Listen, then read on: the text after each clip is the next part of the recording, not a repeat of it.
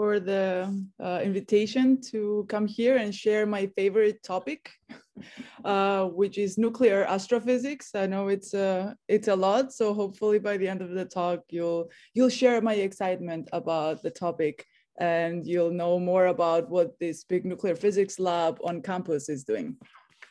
So that's my goal, at least. I will say I have a lot of slides prepared, but if you have questions and you want to interrupt me, just go for it. I'm fine to have this more of a discussion than just me talking all the time, but you can also wait until the end. Either way is fine with me. I was also asked to start with maybe introducing a little bit about my path and how I got here. So I have one slide on that, but I'm trying to get all the Zoom stuff out of the way first. There we go. Okay, so as you can probably hear from my accent, I did not grow up here in the US. I am actually from Cyprus. And if you don't know, if you're not familiar with Cyprus, Cyprus is a tiny little country, island country in the Mediterranean Sea. It's close to Turkey and close to Greece.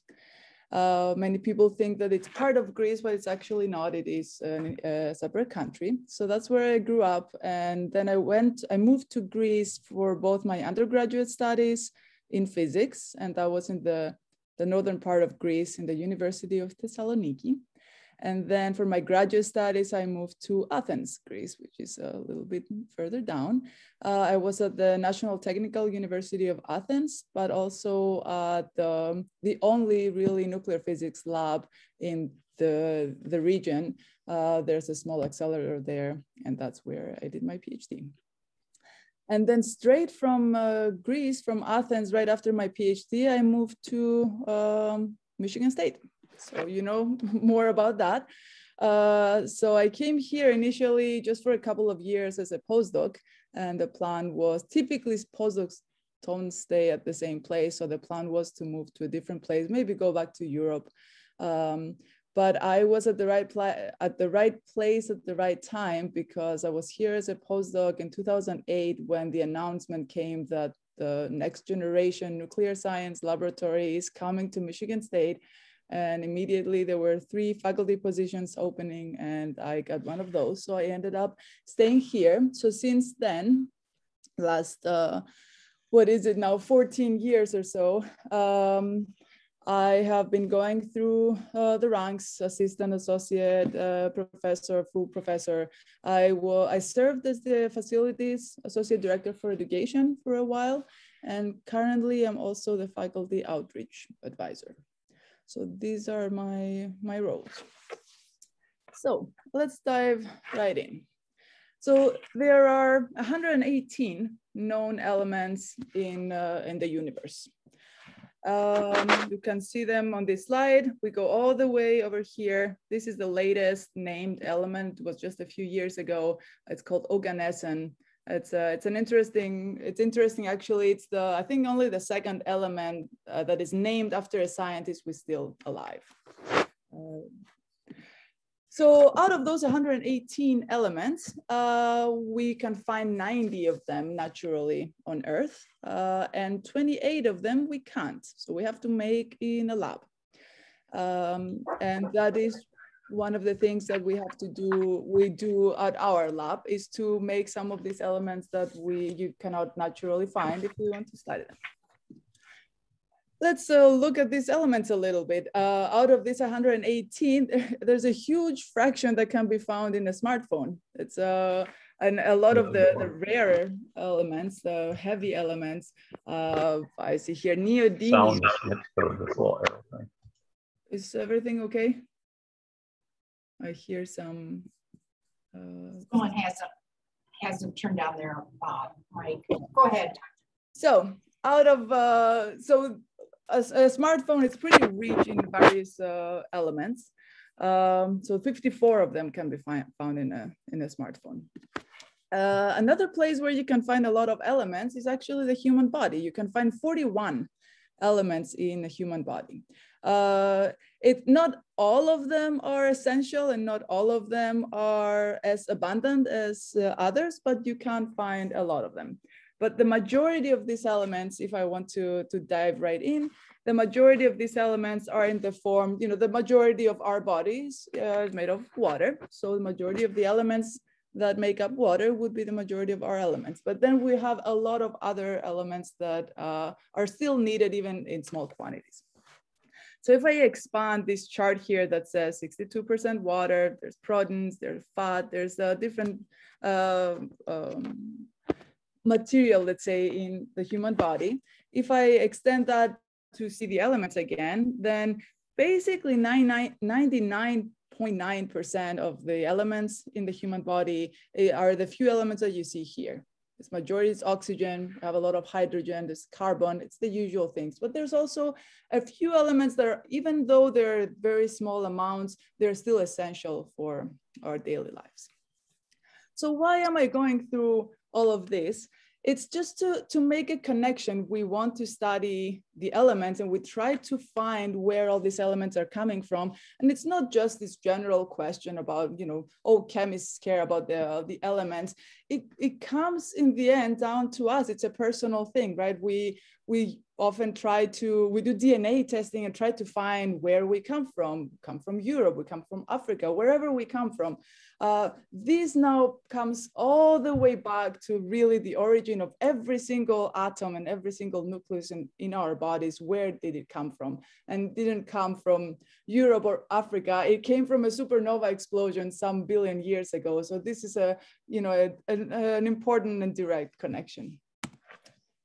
So there again, the elements. If we want to study where all these elements are coming from, we can take a look and say that, the first three elements, just hydrogen, helium, and lithium, they were formed during the Big Bang. Very simple periodic table of the elements right after the Big Bang, not much to learn. Everything else, all the other elements were actually formed inside stars. Now I'm sitting here telling you that, all the elements are made in stars. And I'm sure the first question that comes to mind is, how do we even know that that's true? Sure, we have theories and we try to figure it out, but is there evidence? What's the evidence? And the evidence comes through one of these elements that I mentioned in the beginning that is not naturally found on Earth. It's an artificial element, and it's this guy right here. It's technetium. So technetium actually comes from the Greek word technito, which means artificial. So that's why they gave it that name, because it was the first artificial element to be discovered. So technetium, let me give you a little bit of background so we understand kind of the discovery, how important this discovery was at the time. So technetium has no stable form. And that's why we say it's artificial and it's not naturally found. And here at the bottom, I have a little note that says that the longest half-life or life of technetium is 4 million years. Now, for a universe that lives for a few billion years, if technetium was created during the Big Bang, then all of it should have decayed away and become something else, since it only lives for a few million years and not billion years. So with this background, with this in mind, you can probably imagine the shock that scientists had. One specific scientist, Paul Merrill, in 1952, when he was making his observations at Mount Wilson Observatory, and all of a sudden he see all of these lines here, they correspond to various elements observed in different stars, and he saw lines that come from technetium. And that was a shock at the time, and it's actually reflected in the publication he wrote right after the discovery. He said, well, there's three choices. Either there is actually a stable form of technetium, though we just haven't discovered it yet, or that star that I'm observing is making technetium, or some other star made technetium nearby and somehow that technetium made it into my star. Well, there is no stable form of technecium that we still today that we know of. And it was the first solid evidence that this element technetium and basically all the other elements were formed inside stars. And this just opened the whole field of nuclear astrophysics, trying to figure out how inside these stars, how these elements can be formed. At the time, it was more the discussion where the energy of all the stars is coming from. And this energy is coming from nuclear reactions. And through the same nuclear reactions that produce the energy that fuels these stars that make our sun shine, it's through those same reactions that then slowly heavier and heavier elements are formed. And I'll try to get you through that in the next couple of slides. Now, I want to make a transition, just a quick transition. I keep talking about elements, and elements are a chemist's tool. I'm a nuclear physicist, and in physics, we know that we don't just have one form of each element, that there's actually many different forms for each element that we call isotopes. And this is an important transition because for an element that has, I don't know, 10 different stable isotopes, each of those isotopes could be coming from a completely different star, a completely different stellar process. And so it's not a good question to ask where do all these elements come from, but we have to dive into a little bit more detail than just the big picture of where the elements are coming from.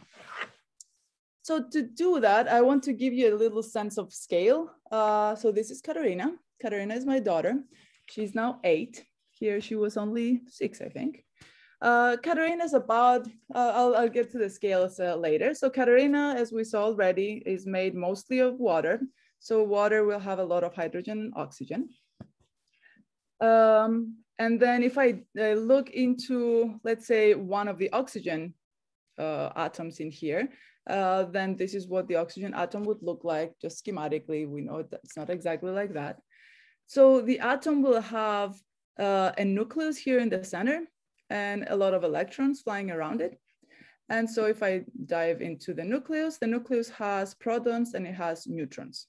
The protons have charge, and these are the number of protons in that nucleus is what defines that particular element. So something with 8 protons will always be oxygen, and it doesn't matter how many neutrons it has. So the protons define the element.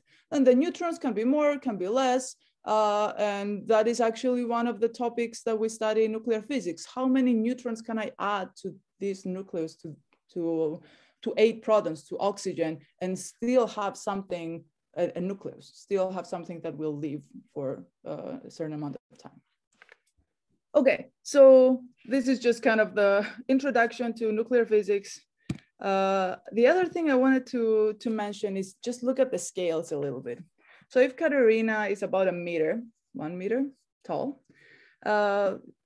then just for reference, one of Katarina's hair is it's 10 to the minus 4 meters. So 10,000 times smaller than the 1 meter. The size of an oxygen or a water molecule is 5 orders of magnitude less than 1 hair. So it's a billion times smaller than Katarina herself. If I look into the atom here, then we go another factor of 10 down. And then if I go to the nucleus, it's another 100,000 times smaller. So the size of the atom versus the size of the nucleus, this is a huge difference. The reason I'm pointing this out is just to say that nuclear reactions, just having 2 nuclei meet in any environment, but in particular in the stellar environment, it's not an easy thing. There's just so much empty space anywhere you go. To get a sense of the scale is like getting a golf ball and putting it in the middle of the Spartan Stadium. And so the electrons would be all the way at the outside of the Spartan Stadium, and the nucleus would be that golf ball. This is how much empty space there is in matter. Okay, so with the introduction to nuclear physics, we can dive into the world of isotopes. Our laboratory is called the Facility for Rare Isotope Beams, and I cannot just go through a whole talk and not introduce what an isotope is.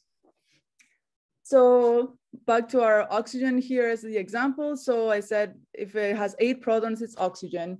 And the most common form of oxygen is oxygen 16. It also has 8 neutrons.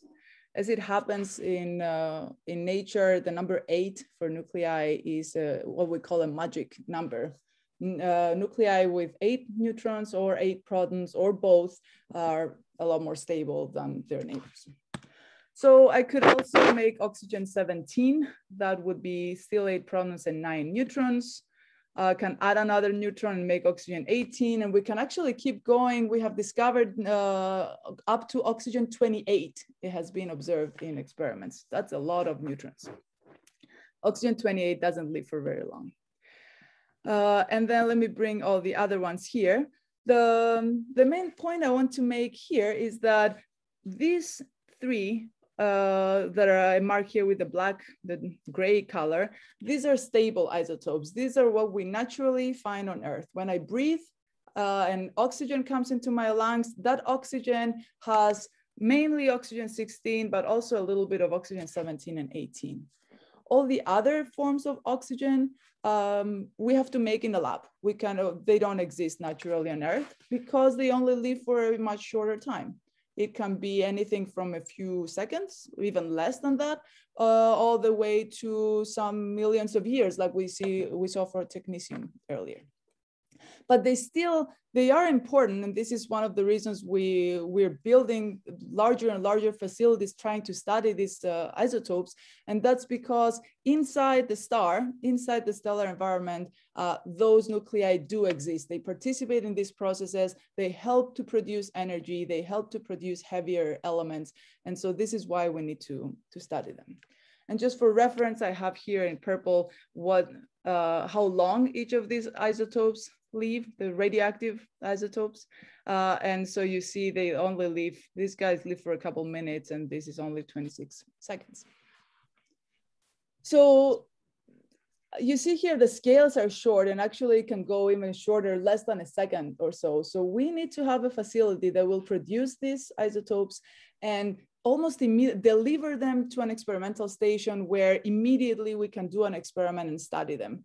So we have, over the years, developed equipment, the facility itself, everything is coupled together, and the beam of, let's say in this case, oxygen 19 would be delivered into my detector, and immediately I can do the measurement and see what oxygen 19 looks like, what its properties are. Measure this 26 second of how long it lives. So do all of these measurements. And again, we do this. There are many reasons and many interests in terms of these radioactive isotopes, applications to medical physics, for example. A lot of these isotopes are used for diagnostic purposes, for cancer treatment. It's the same isotopes. For now, I'm focusing more on how these isotopes fit into the big picture of the universe and how stars produce elements. Okay, so back to our original picture, trying to figure out these elements. So I'm going to introduce just one more thing to kind of get us going through the rest of the talk. And this is the chart of the nuclei, or the nuclear landscape. So as chemists use the chemical elements to just show all of the chemical elements together, see how they're connected, how they're neighboring, and so on. In nuclear physics, we use this chart, as you see here in the background. Every element occupies one row of this chart. And I show here as an example, molybdenum. Molybdenum would be all the different isotopes of molybdenum are plotted here and would just be this row on the chart. Oxygen, we were talking about earlier, 8 protons lives here. Hydrogen is the first one, and so on. So every single element is represented here. Anything with a black square means that they're stable isotopes. It means that we can find it naturally on Earth. Anything without black isotopes, like these guys up here, means that they're artificial elements. So I mentioned already that we're trying to figure out not just where molybdenum in this case comes from, but actually where every single isotope of molybdenum is coming from. That's how we can put together the puzzle and figure out how the stars work and how where everything is coming from. So in this example, I will not go into details here, just kind of throw some keywords. But for example, the first two molybdenum isotopes, 92 and 94, these are made in supernova explosions. It's two types of supernova explosions. We still don't know exactly where they're made. This is an open research question, but they are made in a particular process called the P process. These middle guys here are formed in a different process, and they are formed in kind of normal stars at the end of the life of normal stars. And then these last two guys are mostly formed in a process called the R process, which is, again, maybe supernova and maybe in the merging of two neutron stars. It was all over the news a few years ago, the big discovery of the merging of two neutron stars. Maybe you saw it. So this is not so much to really explain all the details, but it's just to give you the idea that all these different isotopes are coming from different processes, and there are so many open questions still trying to understand how this works and where exactly they're coming. And this is what we try to do. This is one of the things we do at our laboratory. So just to show you, give you an idea of how complex this problem is, I have, again, it's the same chart of nuclei with the various processes highlighted here, just to show which nuclei they are participate in these processes. And so, for example, this S process, S is for slow. So this slow process just goes along the stable isotopes, these black boxes. So it doesn't involve very exotic nuclei. But this R process, R is for rapid, involves all of these blue nuclei out here that live for a very short amount of times. And these are the ones that we cannot find naturally on Earth. And we really have to have a dedicated facility to make them if we are ever going to understand how this process works. So from the nuclear physics point of view, we need to identify and understand all the nuclear physics, the nuclear reactions, the decays, everything that's going on in a star, but in this microscopic level, not just the big picture of energy production, but really just go reaction by reaction. And this you can kind of do for the lighter nuclei all the way down here. I just show it as an example. All the way down here, you could just say, oh, I have maybe just hydrogen in the environment. So here's a hydrogen nucleus, just a proton. And here's another hydrogen, and maybe they meet and they do something else. So you can just draw these little reactions and see how they go and how much energy is produced, and just do it step by step and build heavier nuclei. So this particular reaction chain goes from hydrogen to helium. But if we go to anything really heavier than this, things are just too complex. There's so many reactions going on that it's almost impossible. Not almost, it's impossible to really track one by one. So we need to have models. We need to have calculations. And just as an example, I have here a model. This is for the R process that I mentioned before that involves all of these unstable nuclei. These are out here. My stable isotopes are the boxes. And so if I pause, and you see all of these nuclei, first of all, it's way too many to just go one by one and just study and say, okay, here's where I go next. You really need this model, computational resources to go in and combine the information for all the reactions and all the nuclei that participate in this process. The other important thing is that all of these are unstable isotopes. They're quite far actually from where the stable isotopes are. So as I'll show in a few slides, we even today, we don't have access to the majority of these isotopes. We're trying our best. We use the best facilities we can and the best experimental equipment, and still we're not able to produce all of them. And that's the next generation nuclear science labs. So this is kind of just to give you an idea of the complexity of the problem. This is during an explosion. This is the R process takes place in a stellar explosion. So everything is happening very quickly. And then whatever you created slowly decays, and you see just slowly goes back and feeds and creates all the stable isotopes we see around us. So what we see here on Earth is just the leftover. It's what the result of astrophysical processes that happened millions or billions of years ago. And it's just that all of those radioactive isotopes decayed over time, and now we're just left with the stable ones. Okay, so same picture, but just to highlight something different. As I mentioned, if this is the chart of nuclei, and this would be, let's just as an example, this R process path that I showed on the previous slide. The R process is one of the big open questions. It's responsible for making about half of the elements, the heavy elements.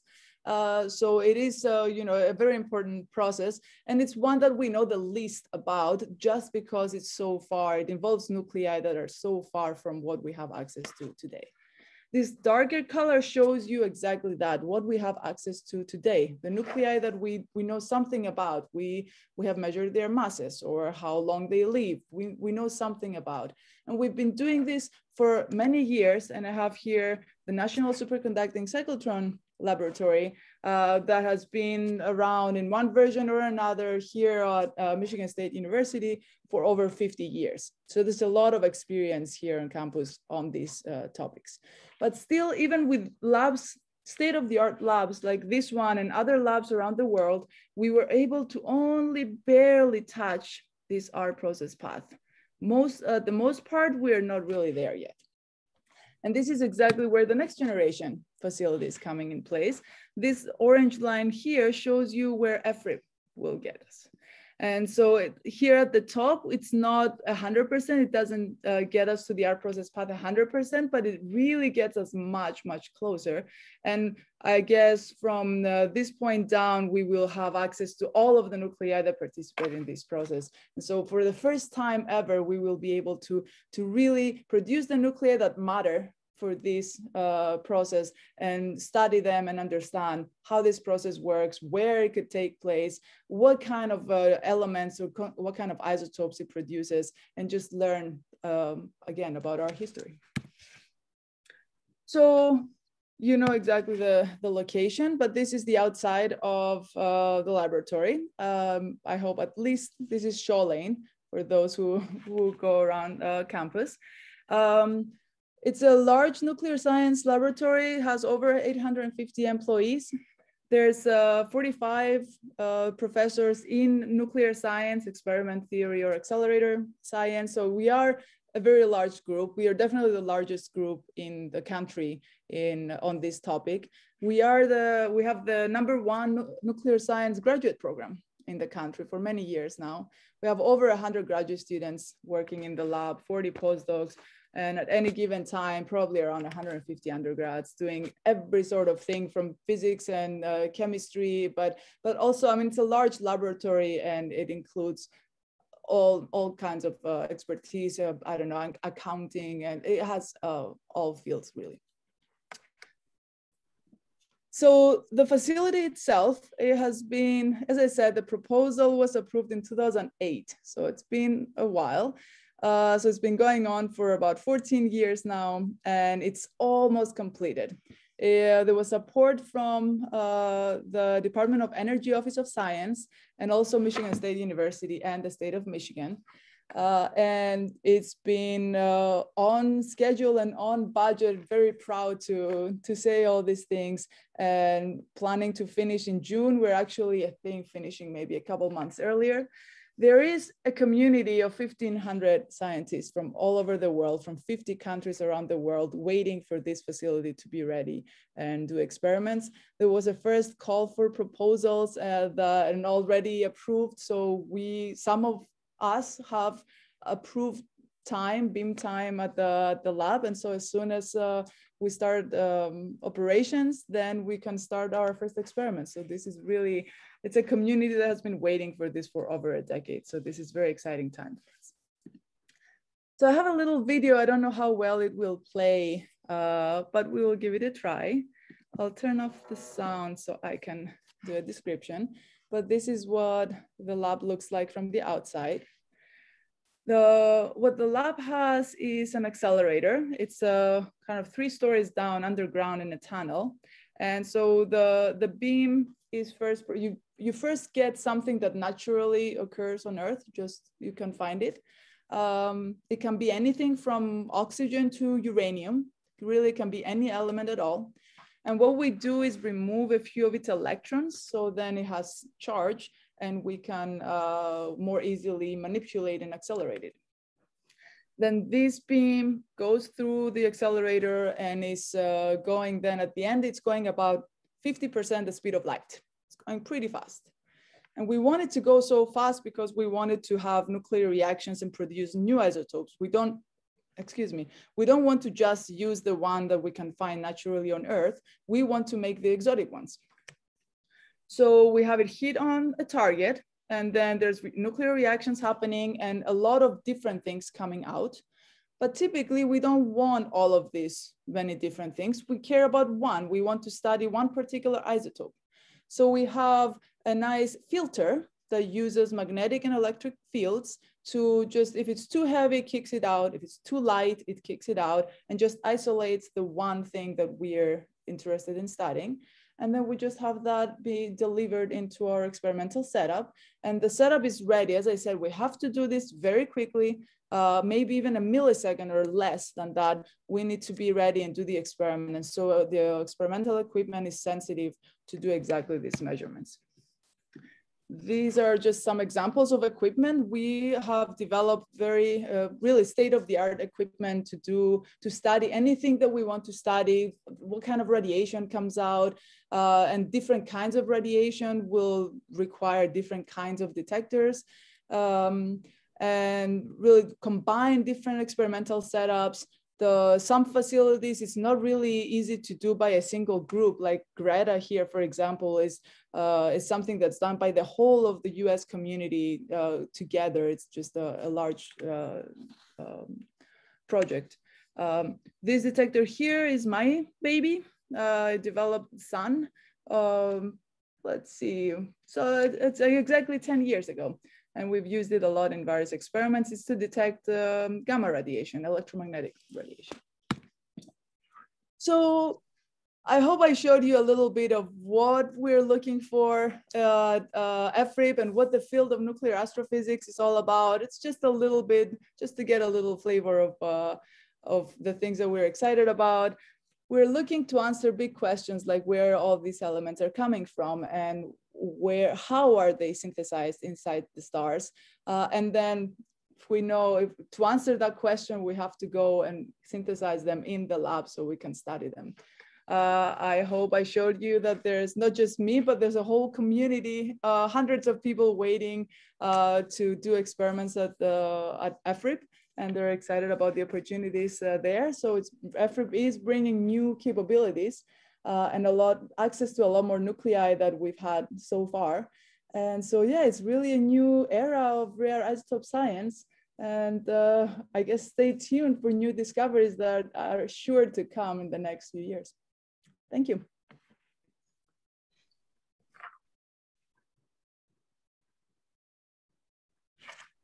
That is amazing work. Josie, will you help us with questions? I'd like to ask everyone to put their questions in the chat, please. Or you can raise your hand, but the chat's a little easier for us. And maybe I'll leave this slide there. It's information about the lab where you can find more information, my information, and also if anyone is interested in additional programs, a tour, and so on, you can contact our outreach coordinator, Zach Constant, or you can contact me and I'm happy to put you in contact and organize a tour.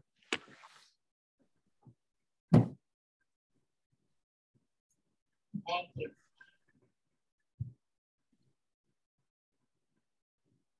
So do we have any questions? Oh, I see some questions, if you don't mind. I think they were just direct message to me. Go right ahead. One, it's Kurt Damors Johnson. Why do isotopes break down or disappear? So this is energy. Everything in nature will try to go to the minimum possible energy that it can find. If you leave a ball on a hill, it will roll down until it goes to the bottom of the hill. That's again energy. It's just a more stable situation, let's say less energy at the bottom. So it's the same with nuclei. A certain combination of protons and neutrons will correspond to a particular energy, and a different combination of protons and neutrons will have a different energy. And so if the one nucleus has more energy than its neighbor, then just naturally, it might take, again, it might take a few milliseconds or seconds, it might take years, but naturally it could be converted into the other nucleus just because it has more extra energy that it wants to release it. And it will do that with the, let's say, the easiest, the fastest possible way. So sometimes the nucleus will just break into two pieces. That's the process of fission. That is a famous nuclear physics process that is used for energy production, other bad applications. But yeah, this is how that energy is released. In other nuclei, this energy could be by emitting a neutron, or it could be converting a proton into a neutron. So whatever is easiest for the nucleus to do to release that extra energy, will do so. Let me see. There was another question, same. When an isotope breaks down, what happens to their quarks? That's also a good question. So we are focusing, in nuclear physics, we're focusing more on the protons and the neutrons and not so much inside the nucleus into the quarks.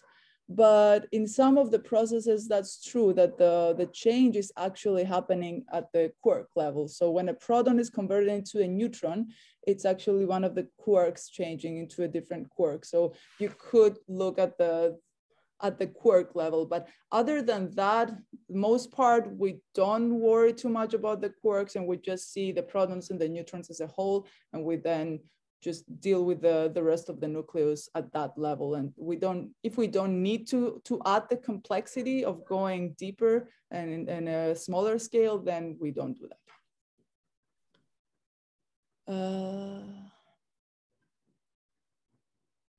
Let me see. Oh, that's a good question from Bud Schulman. What was the raw material in the Big Bang relative to protons, neutrons, and electrons? That is a very good question, since we don't know exactly what was, we don't know at all what was before. So we know a short amount of time after the Big Bang what is going on. And it just happens that there were more protons than neutrons.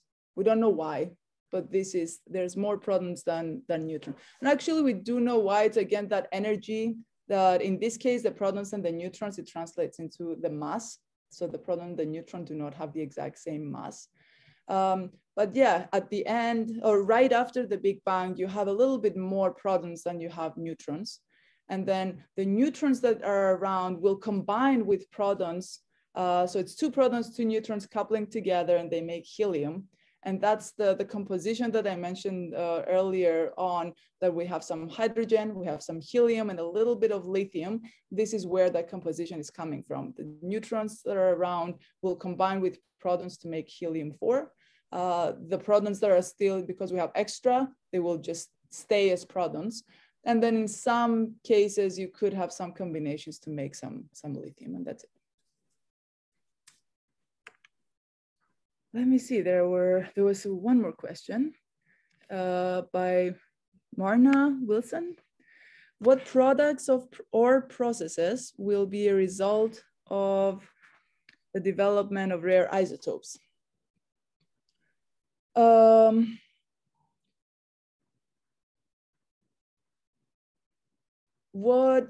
trying to understand can you, Marna, elaborate what exactly you're asking? Yes, so the process of using the FRIB facility to smash atoms and create new isotopes, what is the gain from that process? What do you think you will learn from it? Will you create new isotopes that we've never seen. You talked about that a little bit. And what will be their purpose? Yeah. So we will create new isotopes that have never been observed before. There are about 3,000 known isotopes right now that we know something about, and theory predicts that actually about 7,000 should exist in nature. With EFRI, we expect to make between 1,000 and 2,000 new isotopes that have never been observed in another facility. So that's already a big gain in terms of just the basic science, understanding what exists and what doesn't exist, and then going one step further and looking at their properties and trying to describe just how protons and neutrons are put together. Every time a new facility comes online and gives us access to new isotopes, there's always surprises. We see properties that we just didn't know that the nuclei could do that. So this tells me that we just don't know everything there is to know about nuclei. So at the basic science level, I expect that we will have new discoveries that we can't even predict right now, just because our imagination, we're not there yet.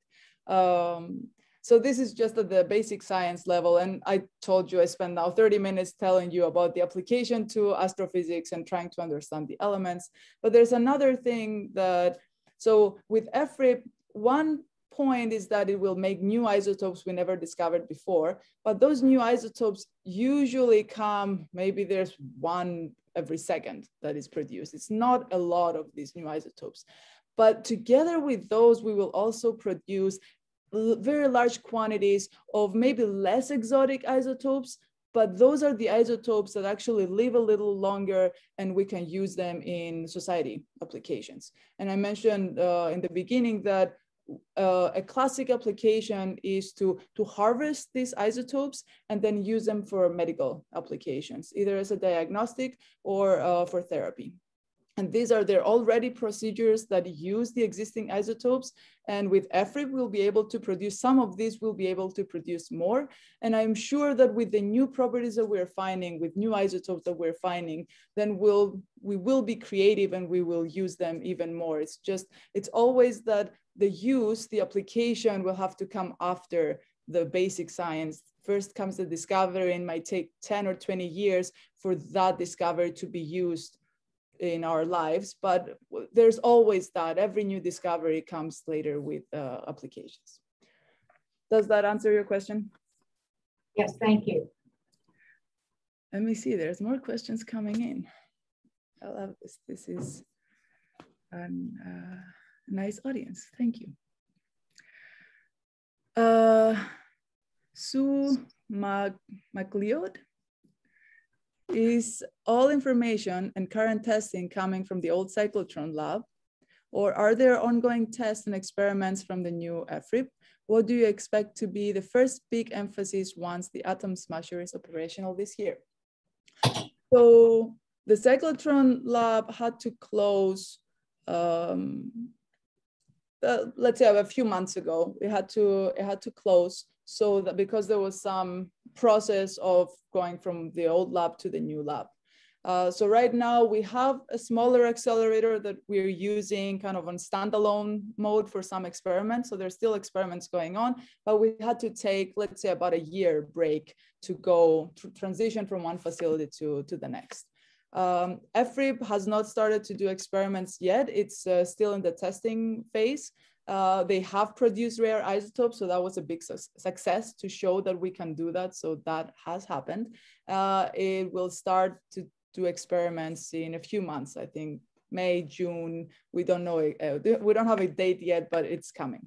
And as I said, we have approved experiments already. So the community, the way this works is that there's a committee of experts from all over the world that judge the proposals for experiments, and they decide which is the most compelling science, what is feasible, what's the groups with the best experience. So they put all of this together to decide which proposals, which experiments will run. And I will say that the first big emphasis will probably be in discovering new isotopes and studying their first properties, just because, you know, all of a sudden we have a whole access to a whole new set of isotopes that we have never seen before. So I think that's we will do more discovery experiments and study their properties, going towards the art process that I showed earlier. So I think that will be the best emphasis before going back to the less exotic ones, and just, you know, with the increased beam intensities, then we can study a lot more about them. But it's, I think discovery would be the first, but I'm not the one making the decisions, so don't quote me of that. That's just my guess. Okay, next question. Actually, I could. Pete. Can you speak about any medical applications that might be developed from research at EFRIB? So medical applications is not really my expertise to give you specific isotopes. We have a whole group that works on harvesting isotopes from EFRIB, and some of them, you know, to use an isotope in medical applications, you have to be able to make enough of it. And so some of these isotopes is just hard to make in any other facility, and with EFRIB we'll be able to produce more, again, for some of them, not all of them. And then some isotopes, it will just be completely new. It's just that we couldn't produce them at any other facility. So first you have to actually collect them, and then go through the whole study and the whole research to see how well they work. Can we use them for the particular application? So it's not really my expertise. I cannot give you specific examples, but I know there's a whole group that works on harvesting these isotopes.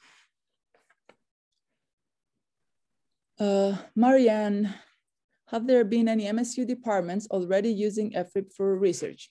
So I mentioned the harvesting of isotopes. There is a strong connection with the medical department, radiology, to actually make use of these isotopes. Again, it's not my expertise, so I cannot even tell you names or anything, but I know that that connection exists. So that's one. Engineering, I mean, the accelerator science, there was a whole lot of new technology that had to be developed for EFRIB to even be built. And so there's a very strong connection of our accelerator science group with engineering in terms of material and just the accelerator science in general. We have students, PhD students who are from engineering, and some are from physics and some are from chemistry. Let me see, do lithium isotopes have different potential for lithium ion batteries of the future? I don't remember exactly the half-lives of the radioactive lithium isotopes. So the stable lithium, EFRIB will not do anything more with stable isotopes. I don't know, to be honest, if the radioactive lithium isotopes can do anything or not. I will just say I don't know on this one, maybe.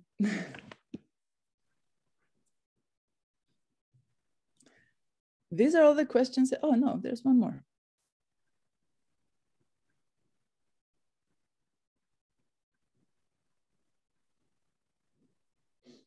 Let's see, John Waller. Physicists reveal fundamental laws, but to what extent does the discipline help in comprehending the origins of those laws? Is this beyond? Oh my God, that's complicated. John, do you want to unmute and explain what the question is? Not really, because I might reveal my ignorance. But I suppose the question was that, that there are many regularities that physics has discovered, different forces, different properties that seem, as far as one can tell, universal.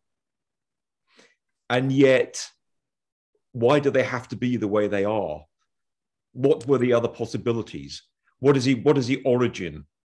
I mean, does spending a lifetime dealing with those regularities and those laws give one greater insight into their possible origins and meaning? If that's not a big philosophical question. That is a completely philosophical question. Why does gravity work the way it works, and why? I will say that it's not, I don't know, I never felt compelled to figure out why it is like that, but as a physicist, I'm trying to understand these regularities that you're talking about, just figure out how to put everything together and try to predict the next step. I mean, there's so much we don't know. So the things we know we can describe, but there's so much we don't know. I'll just give you an example that everything I talked about, the stars and all the elements and everything that we see around us in the universe, it's only a tiny little fraction of what exists, and the majority is dark matter and dark energy. And dark matter and dark energy, meaning it's something that we don't know very much about. So there's a whole lot that we don't know. So I don't have a good answer for your question. It is, if you figure it out, let me know. Artemis, could I ask you to stop sharing your screen, which Sure. will bring up everybody in the room, because we may have some folks who want to raise their hands. Thank you. Another question just came through in the chat from Alan asking, do larger mass supernova produce more elements? Yes, actually, I just realized that I'm in the dark. Hello. So the answer is yes. The heavier the star, the more elements it can produce. If it's a lighter star, it could be something like our sun. It's on the light end. And our sun it's right now fusing hydrogen into helium. It will probably go to the next step and go into carbon, but probably end around carbon, oxygen, somewhere there. If it's a more massive star, let's say 25 times the mass of our sun, it could go all the way to iron. And making an iron core is just the end of the life of a star. Iron is kind of special, or the elements around iron are kind of special, because anything heavier than iron, the reactions don't release any energy at all. So they don't help to balance the star just collapses. And then during the explosion, that's the heavier elements, then the art process and all of the things that I mentioned earlier, those are happening during the explosion, either a supernova explosion or a different kind of explosion, like the merging of the neutron stars.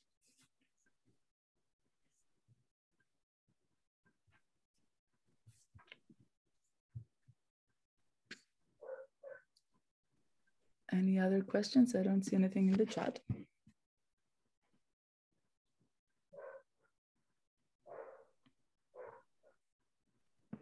Sorry, my dog is going crazy.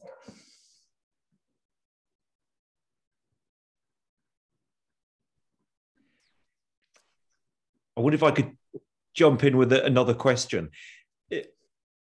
Obviously there's huge competition for rare isotopes, not least for things like cell phones. Do you ever see a future in which mining deposits in space would be economical? Ooh. Economical. Well, that's hard. I don't know much about the cost. I just know it's a lot, so I don't know. I would even say that it comes back to another philosophical question. Should we do that? Should we go? There's people talking about mining the moon or any kind of object. I don't know. For now, I will say that the cost is just so large that we are not even able to do that. So there's no point deciding right now, but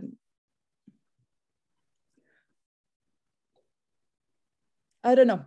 You're asking me very hard questions. I don't know. Nancy Pogel would like to know, can you discuss safety issues with those working with EFRIB?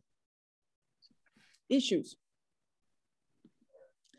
Safety. Safety issues. There we go. Safety issues.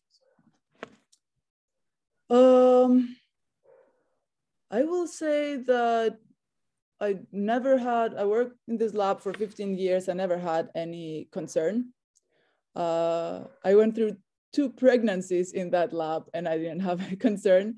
We're all monitored. And so in terms of radioactivity and so on, it is a nuclear physics lab, but when experiments happen there, if you ever visit the lab, you will see there are these 6-foot thick walls and doors that just raise and seal and no one can go in when the experiment is happening. And on the outside, there's nothing. And we have the regulations we have to comply with it. And it's actually MSU regulations, and whatever the standard for that is safe for the general public, MSU actually requires that we're 10 times better than that. So there's even a factor of 10 margin. So I would say that there's no concern. And if something happens, you know, there's accidents that we're all scared of with reactors and so on. If something happens at the lab, then the accelerator just shuts down. It's not a reactor. So I never had any safety concerns. Thank you.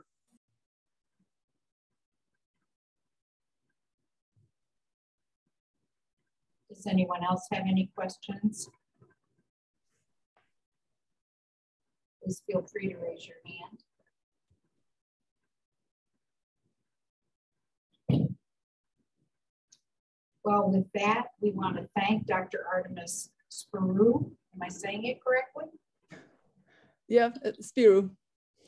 Thank you so much. That was wonderful for all us neophytes in nuclear physics. And I also want to thank Josie for helping us with moderating today. I'd like to invite all of you to join us next Tuesday evening when we will have Norman Graham, Professor of International Relations, speaking on a question, making Russia and Turkey great again. So we'll hear more about that. Thank you so much, Artemis. This was wonderful. Really appreciate your time. Thank you very much. Take care, everyone. Good night.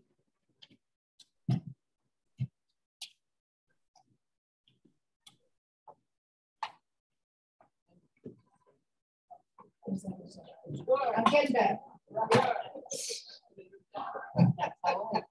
Good.